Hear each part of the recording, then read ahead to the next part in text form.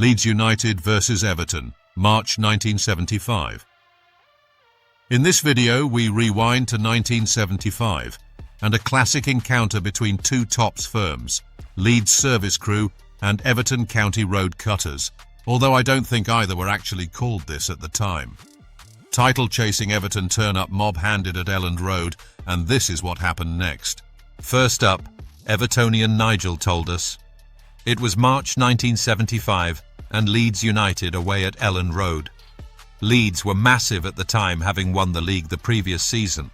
But now, we were in with a chance of winning the league, and Leeds were languishing in mid-table. It was my first away match, and I went with three mates from the Vauxhall area.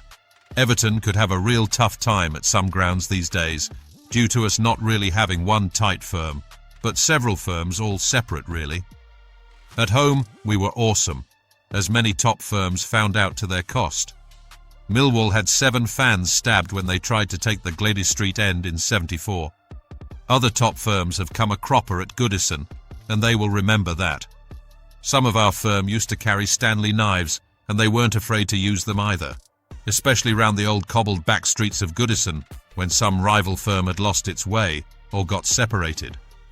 But away from home could be real dangerous in the '70s.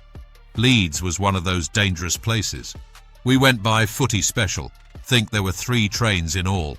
But instead of waiting for all 3 trains to arrive and march en masse to the ground, the coppers herd you 1 train at a time out of the station and then disappear as you find your way to the ground on that long walk.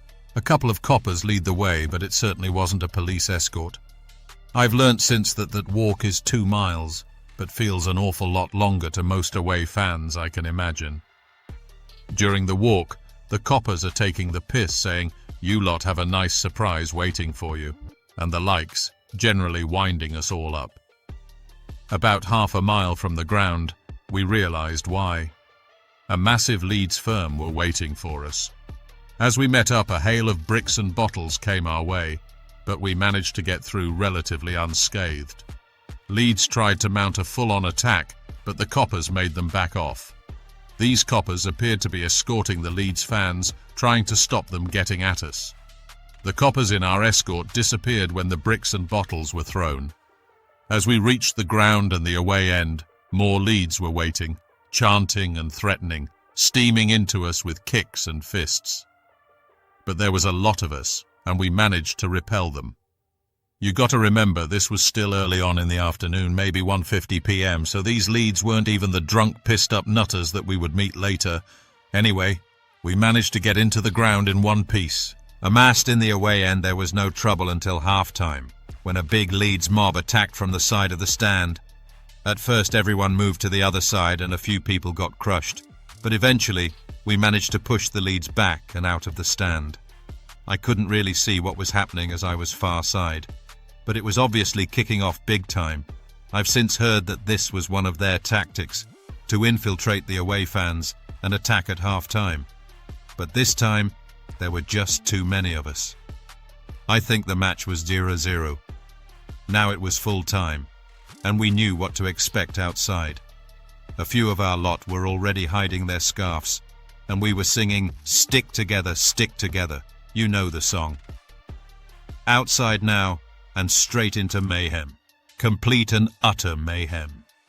Leeds ambushed us from all directions, very organised. Far more organised than we were at Goodison, and effective too. At one point I didn't know whether I was coming or going. "Which way to the station?" I asked a copper who was busy doing very little. "Oh, you should have bought a map," was his swift reply, as more Leeds chucked bricks and bottles at us. Some other Leeds were infiltrating the meagre police escort and handing out beatings to Evertonians all over the place.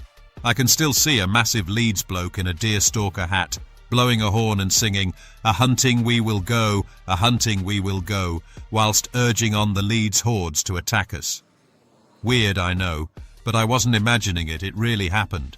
In the main, our boys stuck together, but there were pockets of us that were having a bad time and had to leg it, to where I don't know. That's the main reason I didn't run. I hadn't got a clue where I would have run to. Leeds kept coming, lobbing bricks and bottles and ambushing us at every road junction, then disappearing only to return further up the road.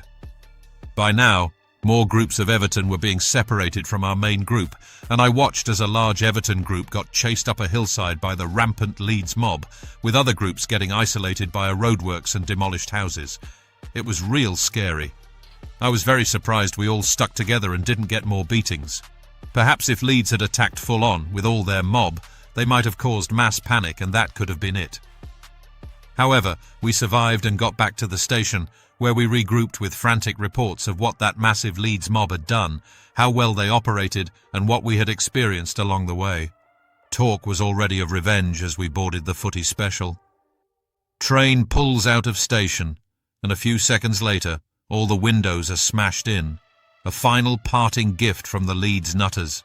Virtually all the windows gone, leaving us covered in fragments of glass and a cold, drafty journey back to Lime Street. Needless to say, the next time we played them at Goodison, which was March '76, revenge was meted out in a very unforgiving way. Still talked about to this day, I believe. But that's another story for anothery, perhaps? Leeds Service Crew member Andy told us, Elland Road in the '70s was basically a battlefield. Nearly every home match was carnage, really, unless the away team didn't bring any fans. Some bought loads, like Man United, obviously, and Liverpool, Everton, Man City, Newcastle. The Cockneys bought a few sometimes. Birmingham and Wolves always turned up. But the tactics we used had to adjust to the ever-changing tactics used by the police mainly. If it hadn't been for the police, some serious beating would have been dished out all around Elland Road. In the '70s, away fans didn't always have much of an escort. I remember Man City running for their lives because the police hadn't given them an escort back to the station, even though they had escorted them from the station. So it all depended on the day, I think. Maybe the overtime was an issue, I don't know. What I do know is that if the escort was a few coppers, the away firm was in serious trouble. The amount of times an unescorted away firm has got done on that long station walk is too many to mention. Even when they did get an escort, like Man United in '74, they still got battered, because the police basically wanted them to get battered. Why would Yorkshire police want to protect mouthy Manx? Course not. Maybe they make sure no one gets killed, but a good kicking was probably okay in their eyes. Anyway, Everton '75 was mad because they bought loads, which in '75 at Leeds was unusual. But we were the reigning champions, and I think they were in the title race, so they bought many more than they usually would. About 3,000, I think. One of our mobs targeted the footy specials as we had heard 3 trains would be arriving. Another of our mobs waited for the coaches, but they were parked up quite close to the ground, whereas the train arrivals had a 2-mile walk to the ground. Much more suitable for ambushing. If I remember right, the first escort was attacked early on near the bridges to the canal and river. These were small pockets of Leeds, sometimes 20 or 30 strong. There were simply too many of them for a full-on attack, especially this early in the day when most Leeds were still drinking. During the match, I remember our boys in the Lowfields stand storming the Everton and nearly causing a stampede. But the sheer weight of numbers meant they had to retreat. But great effort, watching as I was from the cop. After the game, most of the cops seemed to be waiting for Everton as they came out. Police didn't hold them back like they do nowadays, and usually the police escort would be flimsy to say the least. But on this occasion, there was a decent plod turnout, so it was a bit more tricky to attack Everton full on, although that's what we tried. They managed to repel the first attack, but the second attack was successful, and some of their boys ran. Many Leeds chased after them. I don't know what happened to them, but I did hear a nasty rumour that they were caught and took a terrible beating. The main Everton mob, don't forget, this was 3 trainloads, so at least 2,000 of them managed to stay intact under increasing pressure, but little pockets of them would buckle under the pressure of wave after wave of Leeds attacks and run for the hills, swiftly followed by rampant Leeds. It really was like a war zone. I don't believe people today could ever imagine the scene of complete mayhem. Police were running around trying to arrest every Leeds yob, but still trying to keep the Everton in check, as they didn't want a full-scale riot, did they? After several ambushes up towards the city centre, reinforcements were called in, and they managed to get the main group of Everton back on the trains. Of course, it wasn't quite over, as it would have been rude not to send them on their way to their hovels without smashing most of their windows through. Job done, back home for tea and match of the day. Happy days. Of course, Everton were out for revenge in the next Goodison fixture, but that's another story. We thank Nigel and Andy for their recollections. It's clear that Everton took a bit of a beating that day, but at least they managed to stick together, mostly. Another great story of life for a football fan in the 1970s, which was a nightmare, especially at grounds like Elland Road and Goodison. Thanks for watching. Please comment, like, share and subscribe, as it really helps our channel grow.